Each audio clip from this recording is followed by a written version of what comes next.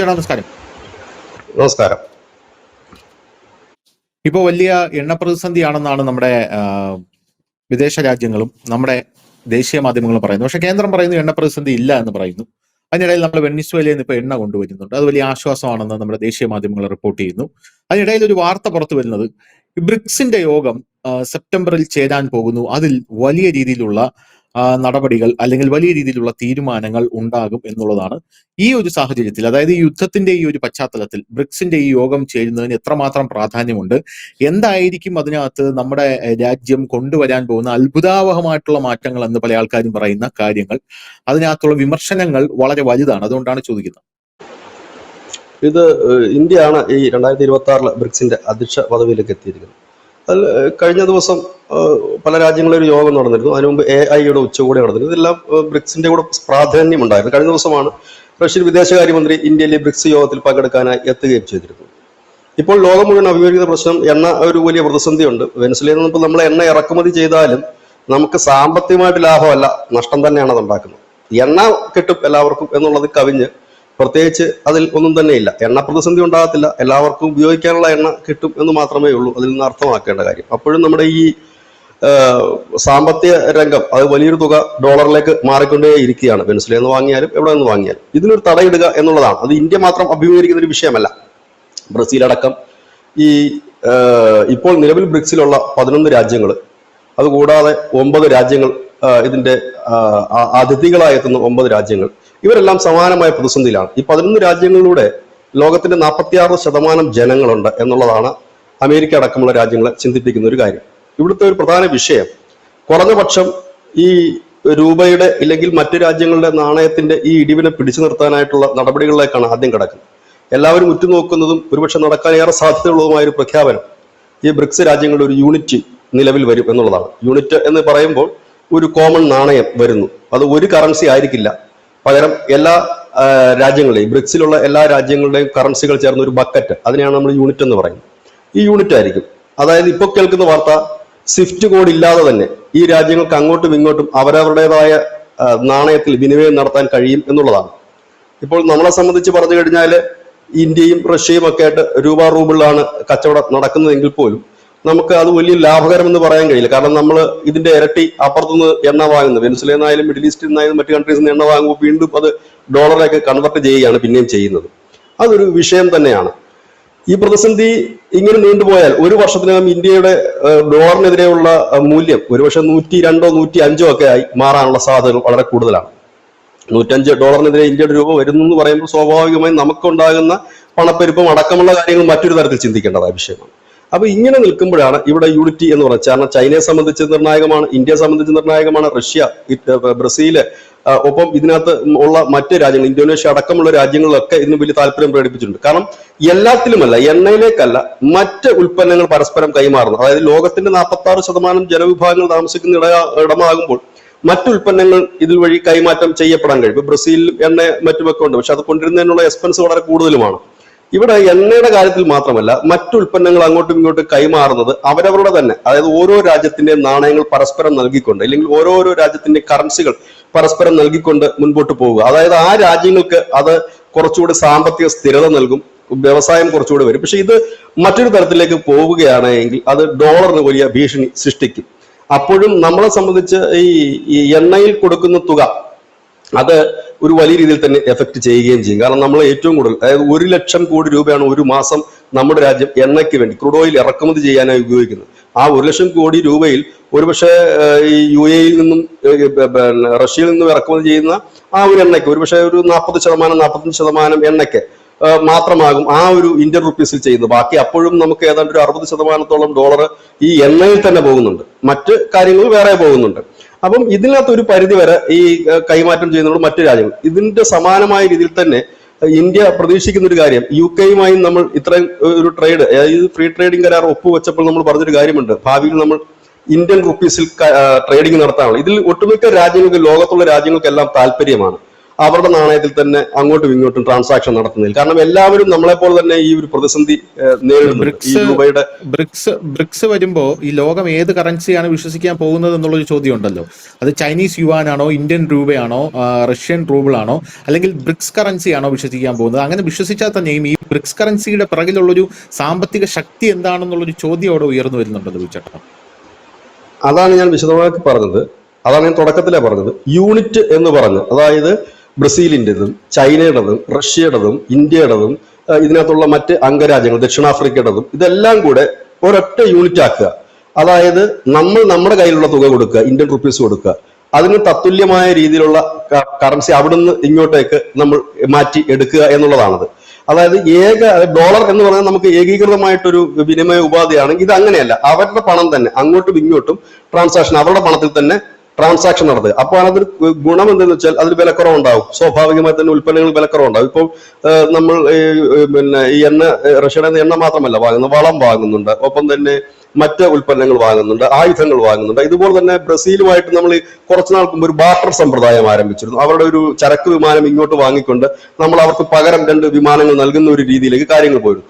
ഇങ്ങനെ നമുക്ക് ഈ സഹകരിക്കാൻ പറ്റുന്ന ഒരുപാട് മേഖലകളുണ്ട്. ഇപ്പോൾ ഇന്ത്യയും ചൈനയുമായിട്ട് രൂപ യുവാൻ കച്ചവടമാണ് നടക്കുന്നതെങ്കിൽ ഇരു കൂട്ടർക്കും അത് ലാഭമാണ്. കാരണം ആ പണം ഡോളറിലേക്ക് പോകുന്നില്ല എന്നുള്ളതും നമുക്ക് നമ്മുടെ സാമ്പത്തികവും ചൈനയുടെ സാമ്പത്തിക സ്ഥിതി പിടിച്ചു നിർത്താൻ അത് ഏറ്റവും കൂടുതൽ ഉപകരിക്കുമെന്നുള്ളത് മറ്റൊരു യാഥാർത്ഥ്യമാണ്. ഇങ്ങനെ എണ്ണയുടെ കാര്യം ഒഴിച്ചു നിർത്തിക്കഴിഞ്ഞാൽ ബഹുഭൂരിപക്ഷം കാര്യങ്ങളും ഇതേ മെത്തേഡ് തന്നെ ഉപയോഗിക്കാൻ കഴിയും. പക്ഷേ റഷ്യയുടെയും ചൈനയുടെയും ഒരു സ്വാധീനം കൂടുന്നുണ്ട് എന്നൊരു ആക്ഷേപം പല രാജ്യങ്ങളുടെയും മാധ്യമങ്ങൾ ഉന്നയിക്കുന്നുണ്ട്. ഈ ബ്രിക്സ് യഥാർത്ഥത്തിൽ അവർ പറയുന്നത് ഇതൊരു സാമ്പത്തിക കൂട്ടായ്മയാണോ, അല്ലെങ്കിൽ അമേരിക്കയ്ക്കെതിരെ ഒരു രാഷ്ട്രീയ ബ്ലോക്കാണ്?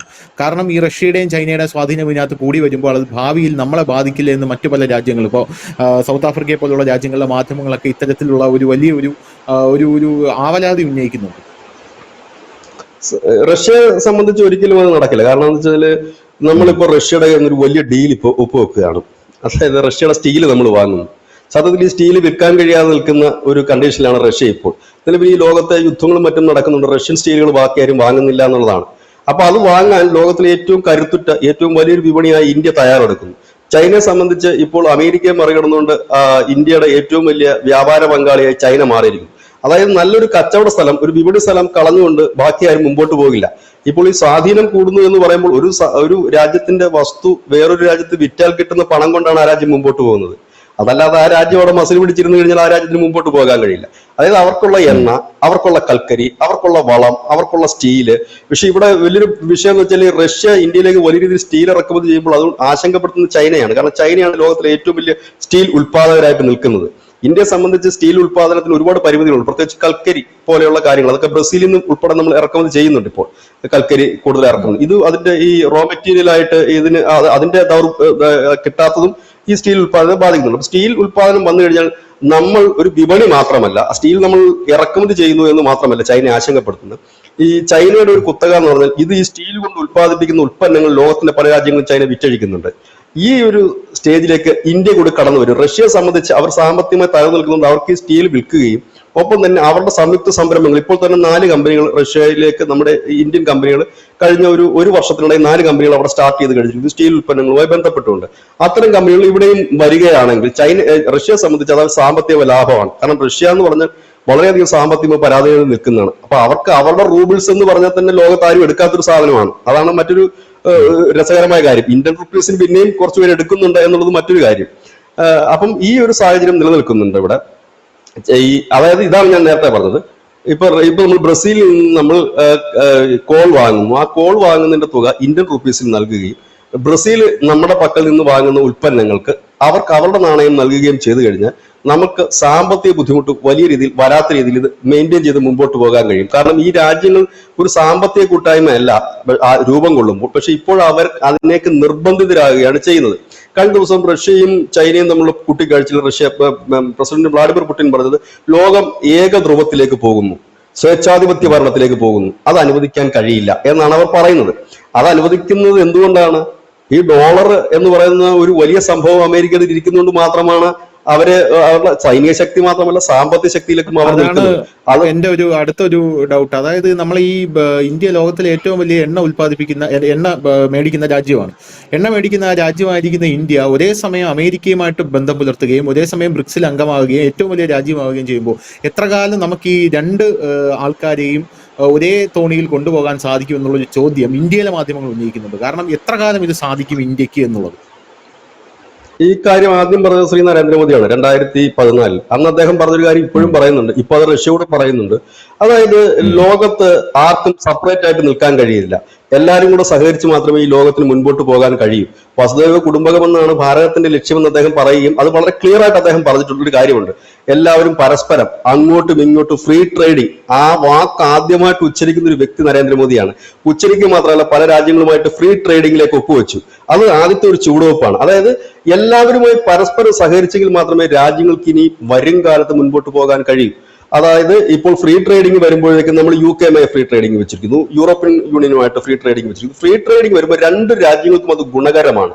താരിഫ് ചുമത്തിക്കൊണ്ട് ഉള്ള ഒരു കാര്യത്തിലേക്കാൾ കുറച്ചുകൂടെ രണ്ട് രാജ്യങ്ങളുടെ വ്യവസായത്തിന് അത് ഗുണകരമാണ്, ജനങ്ങൾക്ക് അത് ഗുണകരമാണ്, ഇൻകം വലിയ രീതിയിൽ രണ്ട് രാജ്യങ്ങൾക്കും ബന്ധം അതിന് പരസ്പരം. എന്നിട്ട് അദ്ദേഹം എടുത്തു പറഞ്ഞ മറ്റൊരു കാര്യങ്ങളുണ്ട്, ബാർട്ടർ സമ്പ്രദായം. അതായത് ഉള്ളവൻ ഇല്ലാത്തവന് കൊടുക്കുക, ഇല്ലാത്തവൻ ഉള്ളവന് കൊടുക്കുക. അതായത് സാമ്പത്തികം കൊടുക്കുക എന്നുള്ളതല്ല.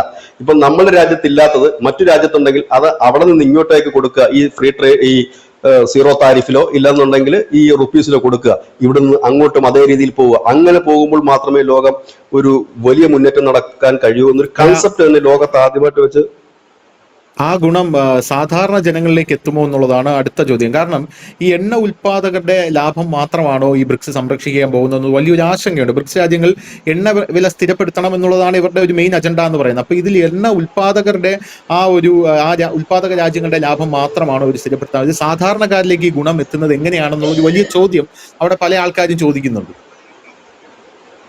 ഇന്ത്യൻ റുപ്പീസിൽ ഇറക്കുമ്പോൾ തന്നെ ഇതിനകത്തൊരു വലിയ രീതിയിലുള്ള കുറവ് അനുഭവപ്പെടുന്നുണ്ടല്ലോ. ഡോളറിലേക്ക് പോകുന്നതും ഇന്ത്യൻ റുപ്പീസിലേക്ക് പോകുന്നതും തമ്മിൽ വലിയ അന്തരം അതിൽ തന്നെ നമുക്ക് പ്രകടമായ ഒരു കാര്യമായിട്ടുണ്ട്. പക്ഷെ ഇത് മാത്രം കൊണ്ട് നമ്മുടെ രാജ്യത്തെ സംബന്ധിച്ച് ഈ ജനങ്ങൾക്ക് എണ്ണ എങ്ങനെ കൊടുക്കാൻ പറ്റും എന്നുള്ളതാണ്. പക്ഷെ 3 മാസത്തിനുള്ളിൽ നമ്മൾ ഈ വർഷം അവസാനത്തോടുകൂടി നമ്മൾ E80 E100 എന്നുള്ള എഥനോളിലേക്ക് നമ്മൾ മാറുകയാണ് നമുക്ക്. കാരണം E80 ഇപ്പോൾ ഉടൻ വരും, ഒരു 3-4 മാസത്തിനകം. ഇപ്പൊ E22 ആണ് ഇപ്പോൾ നമ്മുടെ വാഹനങ്ങൾ എഥനോളിന്റെ ശതമാനമെങ്കിൽ അത് E80 ആയിക്കൊണ്ടിരിക്കുകയാണ്. അതായത് 3 മാസത്തിനുള്ളിൽ E80 വരുന്നു, പിന്നെ അത് E100ലേക്ക് എത്തുമ്പോഴത്തേക്കും നമുക്ക് ഈ വാങ്ങൽ വളരെ കുറയ്ക്കാം. ഉള്ള കാലം മുഴുവൻ നമ്മൾ ഈ ക്രൂഡ് ഓയിൽ വാങ്ങി ജീവിക്കാൻ ഒരു രാജ്യത്തിനും പറ്റില്ല. അത് എല്ലാ രാജ്യങ്ങളും അംഗീകരിക്കുന്ന കാര്യമാണ്. ഇതുമായിട്ട് ബന്ധപ്പെട്ട് അടുത്ത വലിയ വിമർശനം ഇതാണ് വരുന്നത്. കാരണം ഈ ലോകം റിന്യൂവബിൾ എനർജിയിലേക്ക് പോകുമ്പോൾ ബ്രിക്സ് ഇപ്പോഴും എന്തുകൊണ്ടാണ് ഈ എണ്ണ രാഷ്ട്രീയത്തിൽ കുടുങ്ങിക്കിടക്കുകയാണോ, അപ്പോൾ ഭാവിയേക്കാൾ ഇപ്പോൾ ജിയോ പൊളിറ്റിക്സ് ആണോ പ്രധാനമെന്ന് അവർ പാശ്ചാത്യ മാധ്യമങ്ങളും പിന്നെ ചില ചൈനീസ് മാധ്യമങ്ങളും ഇപ്പോൾ വലിയ വിമർശനം ഉന്നയിക്കുന്നുണ്ട്. അല്ല, അതിനകത്ത് വിമർശനം ഉന്നയിക്കേണ്ട കാര്യമില്ല. ഇതിൽ തന്നെ എണ്ണ ഉൽപാദക രാജ്യങ്ങളില്ലേ? റഷ്യ എണ്ണ ഉൽപാദക രാജ്യമല്ലേ? ബ്രസീൽ എണ്ണ ഉൽപാദക രാജ്യമല്ലേ? UAE എണ്ണ ഉൽപാദക രാജ്യമല്ലേ? ഇതിൽ ഉള്ള രാജ്യങ്ങളെല്ലാം ഇറാൻ ഉണ്ട് ബ്രിക്സിൽ, ഇറാൻ എണ്ണ ഉൽപാദക രാജ്യമല്ലേ? ഇവരെല്ലാം എണ്ണ ഉൽപാദക രാജ്യമാണ്. ഈ എണ്ണ വാങ്ങി ഒരു രാജ്യത്തിനും ഇനിയിപ്പോ യുദ്ധമൊന്നും ഇല്ലാന്ന് കരുതുക.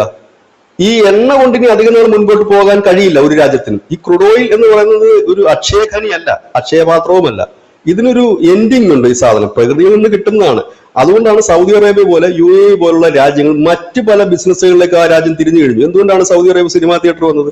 എന്തുകൊണ്ടാണ് സൗദി അറേബ്യയിൽ പാർക്കുകൾ വന്നത്? അത് വരുന്നതിനുള്ള പ്രധാന കാരണം അവർ വിദേശികളെ ആകർഷിക്കുകയാണ്. ബാറ് വന്നല്ലോ സൗദി അറേബ്യയിൽ. നമുക്ക് ചിന്തിക്കാൻ കഴിയുമോ സൗദി അറേബ്യ ബാറ് വരുമെന്ന്? അത് വിദേശികളെ അവിടേക്ക് ആകർഷിച്ചുകൊണ്ട് അവിടെ UAE എന്നേ മാറി. അവിടെ അനവധി ഫോറിൻ രാജ്യങ്ങളുടെ അവിടെ ലൈസൻസ് എടുക്കാൻ പോലും സിമ്പിൾ ആണ്. UAE പോയി ഒരു കമ്പനി സ്റ്റാർട്ട് ചെയ്യുന്നത് ഇന്ത്യയിൽ അതിനേക്കാൾ കൊലസ്റ്റാണ് ഒരു കമ്പനിക്ക് ലൈസൻസ് എടുക്കാൻ. പക്ഷെ UAE വളരെ എളുപ്പത്തിൽ ലൈസൻസ് കരസ്ഥമാക്കാം. കാരണം അവർ വേറെ മേഖലകളിലേക്ക് പോകുന്നത് എന്തുകൊണ്ടാണ്? ഈ ക്രൂഡ് ഓയിലിന്റെ ഒരു ശേഖരം തീർന്നു തുടങ്ങും. അതായത് ഉള്ള കാലം മുഴുവൻ ക്രൂഡ് ഓയിൽ ഒരു രാജ്യത്തിനും കിട്ടില്ല. ഇനി നമ്മൾ എത്ര കാലം ഇതിനെ ആശ്രയിച്ചാലും, ഇനി നാളെ സൗദി അറേബ്യയും UAE നമുക്ക് ഫ്രീ ആയിട്ട് തരാമെന്ന് പറഞ്ഞാലും അതിനൊരു ടൈം ഉണ്ട്. ആ ടൈം കഴിയുമ്പോൾ അത് നിന്നേ പറ്റും. അതുകൊണ്ട് നമ്മൾ മറ്റ് എനർജിയിലേക്ക്, പാരമ്പര്യേതര ഊർജ്ജത്തിലേക്ക് പോകണം എന്ന് പറഞ്ഞു. ഇത് ആദ്യം നടപ്പാക്കിയത് അമേരിക്കയാണെന്ന് തന്നെ പറയേണ്ടി വരും. അവർ 55% അതിൽ നിന്ന് മാറിക്കഴിഞ്ഞു. 100% ക്രൂഡ് ഓയിലിൽ നിന്നും അവർ 55%ത്തിലേക്ക് മാറി. അല്ല, 55% അവർ സ്വയം, 45% മാത്രമേ ഇപ്പോൾ അവർ ക്രൂഡ് ഓയിലിന്റെ ഉൽപ്പന്നങ്ങളിലേക്ക് പോകുന്നുള്ളൂ. സോളാർ എനർജി ഉണ്ട്, ഗ്യാസ് ഷെല്ലുണ്ട്, അങ്ങനെ അനവധി എനർജി ലെവലിലേക്ക് അവർ മാറിക്കൊണ്ടിരിക്കുന്നു. ഇന്ത്യ എന്തുകൊണ്ടാണ് ഇപ്പോൾ കൂടുതൽ ചെറിയ ആണവ റിയാക്ടറുകൾ നമുക്ക് വേണമെന്ന് പറയുന്നത്? കൂടുതൽ ഊർജ്ജം ഉൽപ്പാദിപ്പിക്കാനാണ്.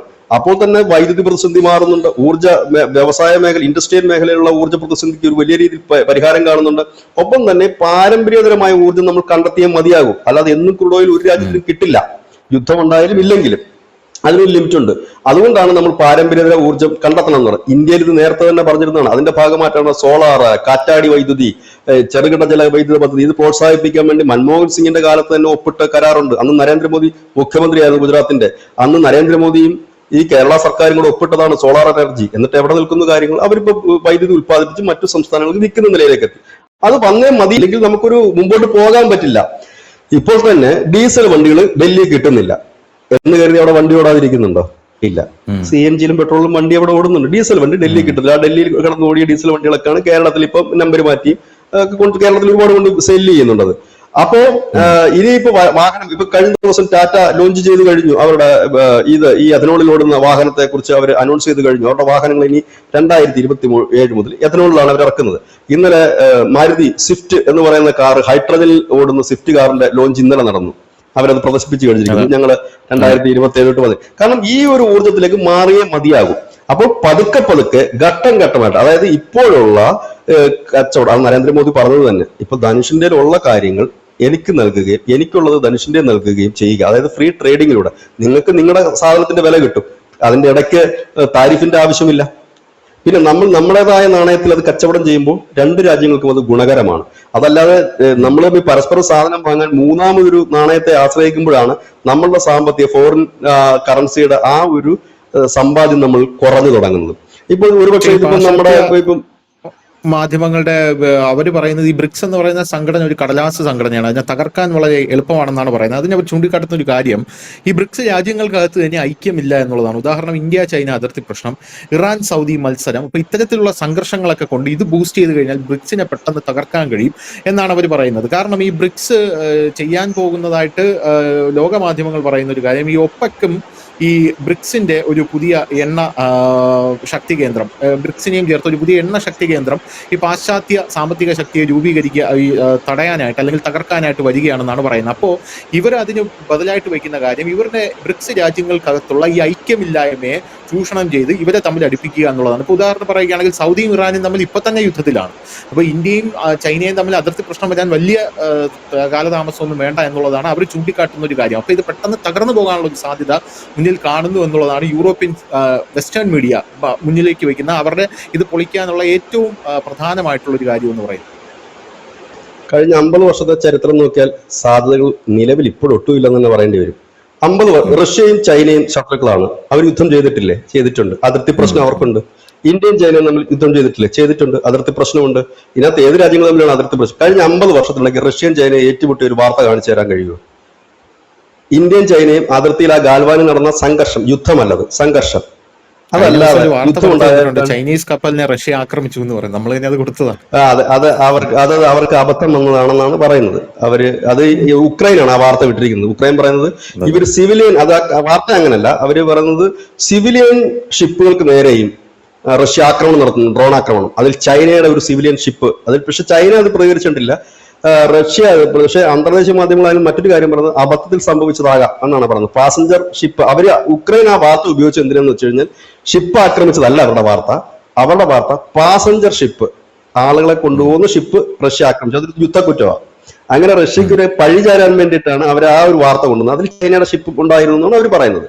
അപ്പം ആ ഒരു യുദ്ധത്തിനപ്പുറത്തെ കഴിഞ്ഞ 50 വർഷമായിട്ട് ഈ പറയുന്ന രാജ്യങ്ങളിൽ നിന്നും യുദ്ധം ഉണ്ടായിട്ടില്ല.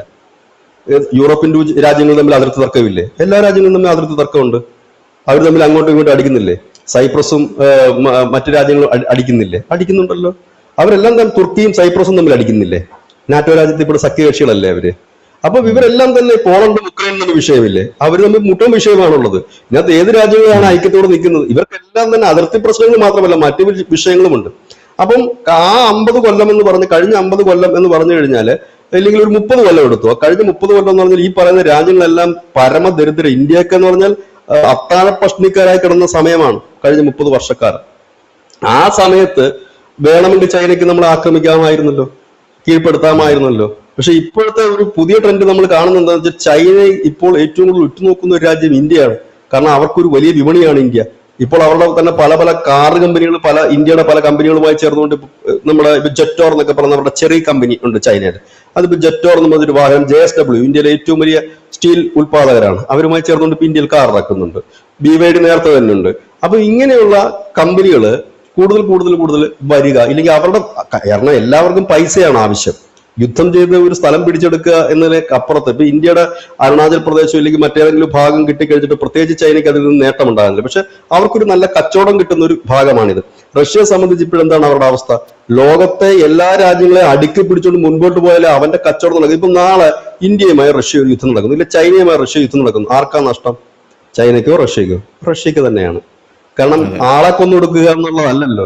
ചൈന പറയുകയാണ് നാളെ നിങ്ങളുടെ എണ്ണ വേണ്ട എന്ന് പറഞ്ഞാൽ അവിടെ തീർന്നു കഥ, നിങ്ങളുടെ ബാക്കിയുള്ള കാര്യങ്ങൾ വേണ്ട. ഇപ്പൊ ഇന്ത്യ പറയുകയാണ് റഷ്യയോട് നിങ്ങളുടെ ആയുധവും വേണ്ട, ഒന്നും വേണ്ട, നിങ്ങളുടെ എണ്ണയും വേണ്ട എന്ന് പറഞ്ഞു കഴിഞ്ഞാൽ അവിടെ തീർന്നു കച്ചവടം. പിന്നെ ഇത് എവിടെ കൊണ്ടിട്ടാണ് ചെയ്യുന്നത് ഈ കച്ചവടം?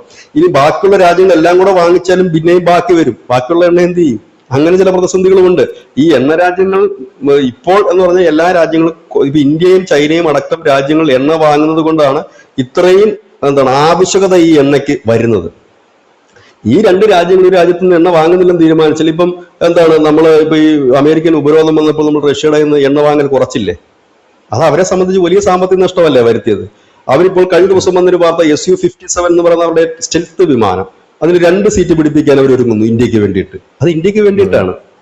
കാരണം റഷ്യയുടെ വിമാനമില്ലെങ്കിൽ ഇന്ത്യ അടുത്ത ചിലപ്പം ഫ്രാൻസിന്റെ ആകാം, ഇല്ലെങ്കിൽ അമേരിക്കയുടെ ആകാം വാങ്ങാൻ പോകും. അപ്പം എല്ലാവർക്കും കച്ചവടം. ഇപ്പൊ എല്ലാവരും അതാണ് നോക്കുന്നത്. കാരണം കച്ചവടത്തിലൂടെ മുമ്പോട്ട് പോവുക, വെട്ടിപ്പിടിക്കുക എന്നുള്ളതല്ല. എന്ന് കരുതി വിഷയമില്ലെന്നുള്ളതല്ല, എല്ലാ രാജ്യങ്ങളും തമ്മിൽ വിഷയമുണ്ട്. അപ്പോൾ സ്വാഭാവികമായി ചോദിക്കും, ബ്രിക്സിൽ ഇല്ലാത്ത പാകിസ്ഥാനുമായിട്ട് നമ്മൾ വിഷയമില്ലേ? പാകിസ്ഥാനാണല്ലോ നമുക്ക് ഏറ്റവും വലിയ തലവേദന വെക്കുന്നത്. ബ്രിക്സിൽ ഇല്ലാത്ത ബംഗ്ലാദേശുമായിട്ട് നമുക്ക് വിഷയമില്ലേ? ബംഗ്ലാദേശുമായിട്ട് നമുക്ക് വിഷയമുണ്ട്. യുദ്ധം ഏത് നിമിഷവും വരാവുന്നൊരു കാര്യമാണ്. അപ്പോൾ അതിനകത്തൊരു കാര്യമില്ല. പക്ഷെ ഇപ്പൊ ഇവരുടെ പ്രശ്നം എന്താണെന്ന് വെച്ചാൽ, ഈ ബ്രിക്സ് രാജ്യങ്ങളുടെ പ്രശ്നം എന്ന് വെച്ചാൽ അമേരിക്ക തകർക്കുക എന്നുള്ളതല്ല, അവർക്ക് ജീവിക്കുക എന്നുള്ളതാണ് ഇപ്പോഴത്തെ പ്രശ്നം. ഇന്ത്യ അടക്കമുള്ള രാജ്യങ്ങൾക്ക് സർവൈവൽ ആണ് ഇപ്പോഴത്തെ പ്രശ്നം, അതല്ലാതെ വാറല്ല. ഇപ്പൊ അമേരിക്ക തകർത്തതുകൊണ്ടോ ട്രംപിനെ തകർക്കുക എന്നൊരു ലക്ഷ്യമേ ഇവർക്കില്ല. പകരം ഇവർക്ക് ഇവരുടെ നമ്മുടെ രാജ്യത്തിന്റെ ആയാലും സാമ്പത്തികം തകരരുത് എന്ന ഒരു ലക്ഷ്യം മാത്രമാണ് നമുക്ക് ഇതിനകത്ത് മുമ്പോട്ട് വെക്കാനുള്ളത്. അമേരിക്ക ഉപരോധത്തിന്റെ അതേപോലത്തെ എഫക്റ്റ് അല്ലായിരുന്നോ ഈ താരിഫ് ചുമത്തിയപ്പോൾ സംഭവിച്ചത്? ഒടുവിൽ നമ്മൾ എന്താണ് ചെയ്തത്? വിവിധ രാജ്യങ്ങളൊക്കെ അത് കയറ്റിവിടേണ്ടി വന്നു. ചൈനയുമായിട്ടുള്ള നമ്മുടെ ശത്രുതകളെല്ലാം മറന്ന് അങ്ങോട്ടേക്കല്ല ചെമ്മീൻ ഉൾപ്പെടെ കയറി പോയത് കുറെ അധികം. റഷ്യയിലേക്ക് നമ്മൾ കയറ്റി വിട്ടില്ലേ? അവർക്കും അത് ഉപകാരമായി. അവിടുന്ന് ബോറിംഗ് മിഷൻ ഉൾപ്പെടെ ചൈന ഉപരോധങ്ങൾ മറികടന്ന് ഇവിടെ എത്തിച്ചില്ലേ? അപ്പം എല്ലാ രാജ്യങ്ങൾക്കും അതുണ്ടാകും. കാരണം ഈ കൂട്ടായ്മയുടെ ലക്ഷ്യം ഒരിക്കലും കടലാസ സംഘടന എന്ന് ഇവർ ആദ്യം പറഞ്ഞിരുന്നു, പിന്നീട് കടലാസ പുലി എന്ന് പറഞ്ഞിരുന്നു, പിന്നീട് ഇപ്പോഴത് പറയുന്നില്ലല്ലോ. പിന്നീടല്ലേ ട്രംപ് വയലന്റ് ആയത്. ട്രംപ് പറയുന്നത് നിങ്ങൾക്ക് ഉദ്ദേശം വേറെ വല്ലതും ആണെങ്കിൽ ഇപ്പോഴേ പറഞ്ഞേക്കണമെന്ന് ട്രംപ് എന്തുകൊണ്ട് പറയേണ്ടി വന്നത്? അത് കടലാസ സംഘടന അല്ല എന്നറിഞ്ഞതുകൊണ്ടായിരിക്കുമല്ലോ. കാരണം ഇതൊരു ഏകീകൃത നാണയത്തിലേക്ക് പോകും. 2024 നടന്ന ഒരു പരിപാടിയിൽ പുട്ടിൻ അതിന്റെ ഒരു ഏകീകൃത കറൻസിയും കാണിച്ചു. ഒരു തമാശ ഇതായിരുന്നു, ഒരു സിറ്റുവേഷൻ ആയിരുന്നു അത്. അപ്പൊ അതെല്ലാം കൊണ്ട് ട്രംപ് വിരൽ പിടിച്ചില്ലേ? അപ്പം എന്താണെന്ന് വെച്ചാൽ ഇത് പരസ്പര സഹകരണത്തിൽ മുമ്പോട്ട് പോയാലേ കഴിയൂ. എന്തുകൊണ്ടാണ് ഇറാൻ അമേരിക്ക യുദ്ധം നടക്കുമ്പോഴും UAE ചേർത്ത് പിടിച്ചുകൊണ്ട് ഇന്ത്യ മുൻപോട്ട് പോകുന്നത്? അവിടെ ട്രേഡിംഗ് നടക്കുന്നത് UAEയുടെ ദൃഹത്തിലും ഇന്ത്യയുടെ റുപ്പീസിലുമാണ് ട്രേഡിംഗ് നടക്കുന്നത്. നമ്മുടെ ഏറ്റവും അടുത്തൊരു വ്യാപാര പങ്കാളിയാണ് UAE. അവരെ ചേർത്ത് പിടിച്ചേ മുൻപോട്ട് പോകാൻ കഴിയും. പിന്നെ ഈ ബ്രിക്സിനകത്ത് ഐക്യമുണ്ടോ എന്ന് ചോദിച്ചാൽ ഐക്യമില്ലാത്ത ഒരുപാട് വിഷയങ്ങളുണ്ട്.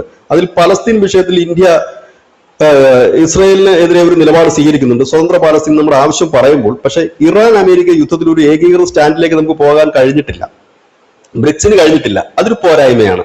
കാരണം എന്ന് വെച്ച് കഴിഞ്ഞാൽ ഈ ബ്രിക്സിലുള്ള ചില രാജ്യങ്ങൾ അമേരിക്കയോടൊപ്പം, നേരത്തെ ധനുഷ് ചോദിച്ച പോലെ ഇന്ത്യക്ക് അമേരിക്കയോടും റഷ്യയോടും ഇറാനോടും എല്ലാം സ്നേഹബന്ധമാണ്. ഇവിടെ ഒരു സ്റ്റാൻഡ് എടുക്കാൻ കഴിയുന്നില്ല. ഒരുപക്ഷെ ഞാൻ പ്രതീക്ഷിക്കുന്നത് സെപ്റ്റംബർ മാസത്തിൽ ഈ എല്ലാ നേതാക്കന്മാരും ഇവിടെ എത്തുമ്പോൾ അതിന് ഒരു ഉറച്ച സ്റ്റാൻഡ് എടുക്കും. ഒരുപക്ഷെ അമേരിക്ക പേരെടുത്ത് പറഞ്ഞില്ലെങ്കിൽ പോലും ഇപ്പോൾ തന്നെ അതിന്റെ ഒരു സ്വച്ഛാധിപത്യം അല്ലെങ്കിൽ കടന്നാക്രമണം എന്നൊക്കെ ഇന്ത്യ നേരത്തെ തന്നെ പറയുന്നുണ്ട്. ഒരു രാജ്യത്തിന്റെ പരമാധികാരത്തിൽ കടന്നുള്ള ആക്രമണം അംഗീകരിക്കാൻ കഴിയില്ല എന്നുള്ളതാണ് നമ്മുടെ രാജ്യത്തിന്റെ ഒരു സ്റ്റാൻഡ് തന്നെ. അതൊരു പക്ഷെ അസന്നിഗ്ധമായിട്ട് ഈ ബ്രിക്സ് സമ്മേളനത്തിൽ ഉയർന്നു വരാനുള്ള സാധ്യതകൾ കൂടുതലുണ്ട്. കാരണം ഇറാൻ ഈ ബ്രിക്സിലെ ഒരു അംഗമാണ് എന്നുള്ളത് കൊണ്ട് തന്നെയാണ്.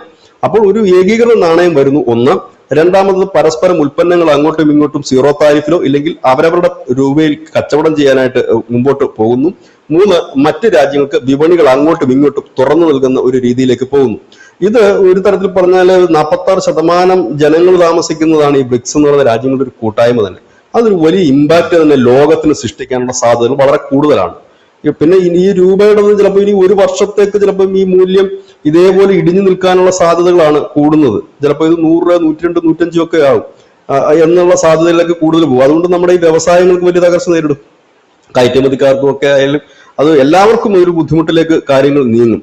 അപ്പം അതൊരു വിഷയം തന്നെയാണ്. അതിനകത്ത് നമുക്ക് മറികടക്കാൻ യാതൊരു നിർവാഹവുമില്ല. കാരണം ഈ യുദ്ധം ഇങ്ങനെ നീണ്ടു പോയാൽ, ഈ യുദ്ധം തീർന്നാൽ പോലും പറയുന്നത് 1 വർഷം എടുക്കുമെന്നത് ഇത് ചെയ്തു വരാൻ.